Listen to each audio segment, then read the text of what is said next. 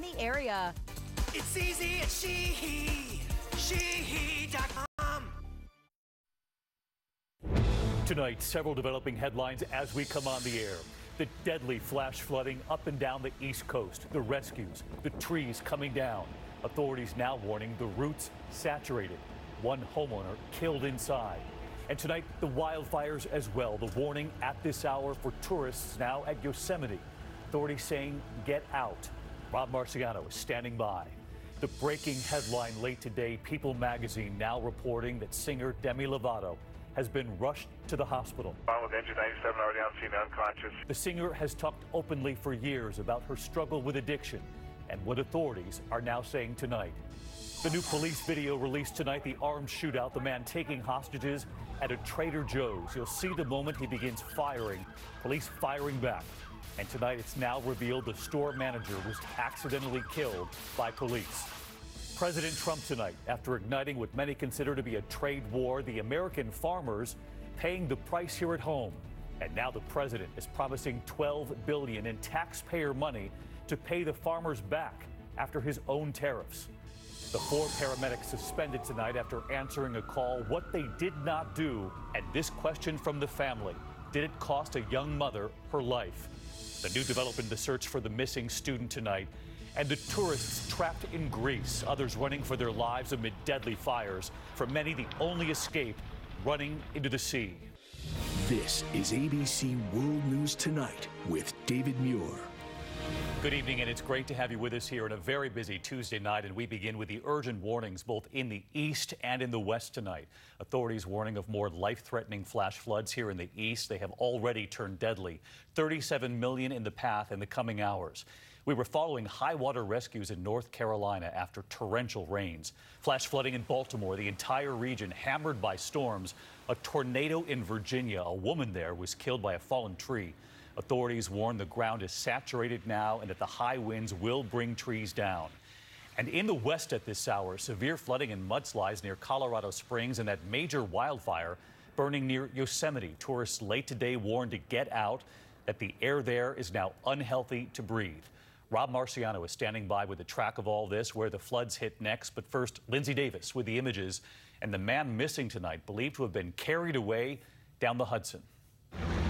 Tonight, millions are on high alert, and in North Carolina, dangerous flash flooding. The caller stated that the water was coming into the business. That rescue scene in Charlotte unfolding live on our affiliate, WSOC. Now we are watching the last 2 employees being pulled out. 5 people now safe from this recycling business. A fire hose of flash flooding extending north to Virginia. This vehicle was almost completely swallowed up by the creek here in Annandale. We are told that the driver actually got out on their own. Tragically, one woman did not survive after a tree crashed into this Fairfax County home. Obviously, with all the rain and the past couple of days, things of that nature, the roots of these trees have really loosened up.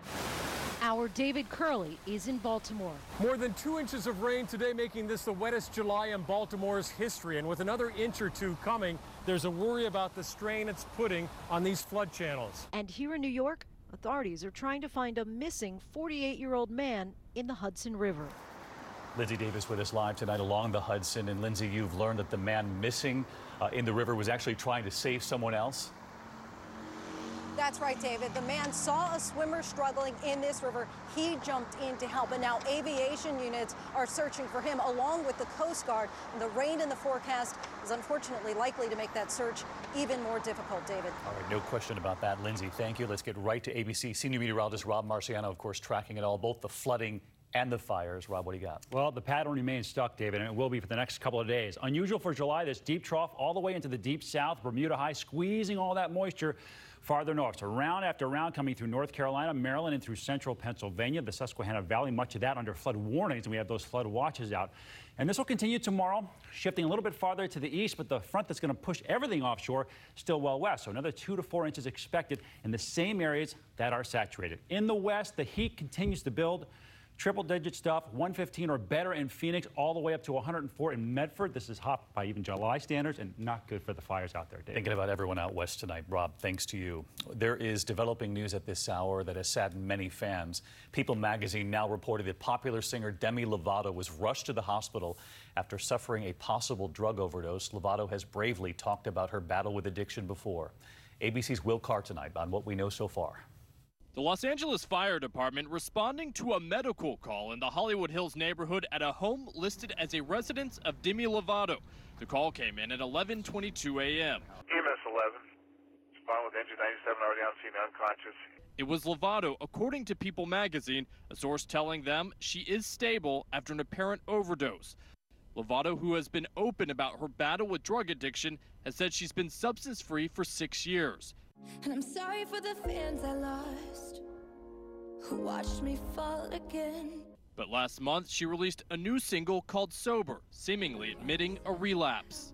I wanna be a role model, but I'm only human. The superstar has also been vocal about her issues with eating disorders and mental illness, and said she's trying to lead a conversation about private struggles. I actually have bipolar disorder, and I'm very open about that because I think that mental health affects so many people, and we need to take the stigma away from it. And Will Carr is outside Demi Lovato's home tonight. And Will, we know she has sought treatment for her addictions in the past, and we heard, just as she said moments ago right there, that she's encouraged others to do the same to try to get rid of the stigma attached to addiction. That's right, David. Lovato went to rehab back in 2010. She relapsed and then lived in what's called a sober house for a year. And think about this. The CDC says in 2016, 64,000 Americans died from addiction. Tonight, friends and fans sending Lovato positive thoughts. David. No question about that. Addiction, a real issue across this country. Will, thank you. There are also new images tonight after that deadly hostage standoff at a Trader Joe's. Tonight, the stunning video, and we have learned that the store manager was accidentally killed by police. Dashcam video showing the suspect crashing his car outside the store, running inside, firing as he goes. The officers returning fire. Shoppers escaping, running for their lives. You remember that image. Some were climbing from windows. Well, tonight, the video showing the flashes as the suspect opens fire and then what's left in the aftermath. Here's ABC's Kayna Whitworth. Tonight, newly released dramatic police video showing the high-speed chase through busy Los Angeles streets. The gunman, identified by police as Gene Atkins, shooting at officers through his rear window. Officers showing caution in their pursuit. Do not shoot. The suspect crashing into a pole outside Trader Joe's. Car TC. He runs out of the car, firing at officers. Watch again. You can see the flash from his gun. Officers rapidly shooting back, telling civilians to take cover as they hide behind the cement wall. Customers and employees run for cover near the front entrance. Tragically, one of those employees caught in the crossfire, manager Melly Corrado, accidentally hit by police gunfire. I know that it is every officer's worst nightmare to harm an innocent bystander during a violent engagement. Witnesses say the 27-year-old was shot when she ran to the front of the store after hearing the crash. The tense standoff beginning when Atkins allegedly shot his grandmother 7 times and forced his girlfriend into his car. The hostage standoff lasting 3 terrifying hours. People desperately escaping through windows of the Trader Joe's. Atkins finally surrendering, coming out in handcuffs. And Kayna Whitworth joins us from outside the Trader Joe's where that whole standoff unfolded. And Kayna, that suspect appearing in court, the judge nearly doubling the bail. Yeah, David, because of the seriousness of these crimes, his bail has been raised now to nearly $19 million. He's facing 31 criminal counts, including murder and kidnapping, and he did not enter a plea tonight. David. Kayna Whitworth with us tonight. Thank you, Kayna. Next this evening, President Trump, after igniting what many consider to be a trade war and American farmers in some cases paying the price as other countries now slap tariffs to retaliate. Well, the president tonight is now promising farmers $12 billion in taxpayer money to pay them back after the effects of the president's own tariffs. ABC's Terry Moran at the White House. In Missouri today, President Trump admitted that American farmers, many in states he won in 2016, are becoming collateral damage in his escalating trade wars, and he promised better days ahead. The farmers will be the biggest beneficiary. Watch. We're opening up markets. You watch what's going to happen. Just be a little patient. But patience is wearing thin in Kenton, Ohio, where Brian Watkins raises pigs and has seen his business take a huge hit. We've seen somewhere between a 10 and 20% price drop off of our gross sales. That's enough to take a majority chunk out of our profits right there. When the president slapped steep tariffs on steel and aluminum from China, Canada, Mexico, and the European Union, those countries fired back with tariffs of their own on American products, particularly agriculture, pork, soybeans, dairy. The hardest hit places include several states Trump won: Texas, Alabama, South Carolina, Michigan, Wisconsin, and Pennsylvania. Right here you can see the soybeans where Richard Schlossberg grows soybeans and says he's watched prices plunge since the president announced his tariffs. I understand why he's trying to do it, but it's affecting farmers in a negative way. But after igniting the trade war, today the president authorized a $12 billion emergency aid package to bail out the nation's farmers, the payouts beginning in September, just before the midterm elections. On Capitol Hill, Republicans are unimpressed. Here are farmers who just want to make a living. They're in our office. They want trade, not aid. And Senator Rand Paul tweeting, the answer is not welfare for farmers. The answer is remove the tariffs. So let's get to Terry Moran live at the White House again tonight. And Terry, as you reported there, some Republicans in Capitol Hill frustrated tonight. They say the taxpayer money will now be used to pay farmers hurt by what they say is the president's own trade policy. That's right, David.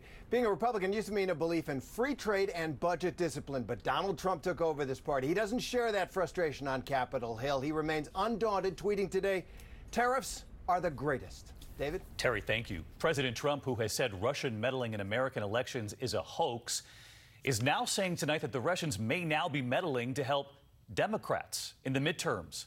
The president cited no proof today. ABC's Chief Justice correspondent Pierre Thomas now. Just a week ago, President Trump said no when asked if Russia was still targeting the United States. Is Russia still targeting the U.S., Mr. President? Press, let's go. Make your way out. No, you don't believe that to be the case? But today, a reversal. The president declaring without evidence, I'm very concerned that Russia will be fighting very hard to have an impact on the upcoming election, based on the fact that no president has been tougher on Russia than me. They will be pushing very hard for the Democrats. They definitely don't want Trump. The 2017 assessment by U.S. intelligence agencies concluded that Putin and Russia hacked the Democrats to hurt Hillary Clinton. And in Helsinki, Putin acknowledged he very much did want Trump. President Putin, did you want President Trump to win the election? Yes, Putin replied. Yes, I did. The Russians so giddy after the summit, their foreign minister called it fabulous, better than super. Still tonight, the president says Russia is now out to help the Democrats. Today, the CIA, the FBI, and Director of National Intelligence refused to comment. One government official tells ABC News they've seen no evidence to support the president's claim. And while Attorney General Jeff Sessions has recused himself from the investigation into Russian meddling in the 2016 campaign, that did not hold him back today before an audience of young conservative activists.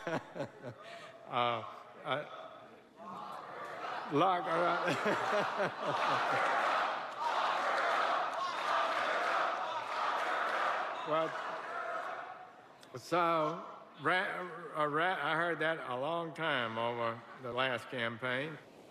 We reached out to multiple agencies to give them a chance to endorse the president's statement, and they would not comment. Just days ago, the president himself tweeted he got along very well with Putin, who has been invited to the White House this fall. David? Pierre, thank you. We are also following those devastating fires overseas tonight. Fierce winds fueling the flames near Athens, Greece. People fleeing through the hellish scene. For some, the only escape was by running into the sea. At least 74 have died tonight. Whole families huddled together. And ABC senior foreign correspondent Ian Pannell has arrived on the scene. They're calling it a biblical disaster. A raging inferno in Greece erupting out of almost nowhere. Residents forced to run for their lives with just a few minutes warning. The flames rapidly closing in. For most, the only escape, the sea. Some standing in water for hours, desperately hoping for rescue from the raging fire. Tonight, at least 74 people killed. The youngest victim, just 6 months old. Many perished while trapped in the crush to escape. Well, just look at this here. You can see the intensity of the blaze that ripped through this area, literally incinerating everything in its path. Daylight revealing an eerie graveyard of charred cars, too much to bear for many. Officials say in one town, 26 bodies were found huddled together, parents trying to protect their children.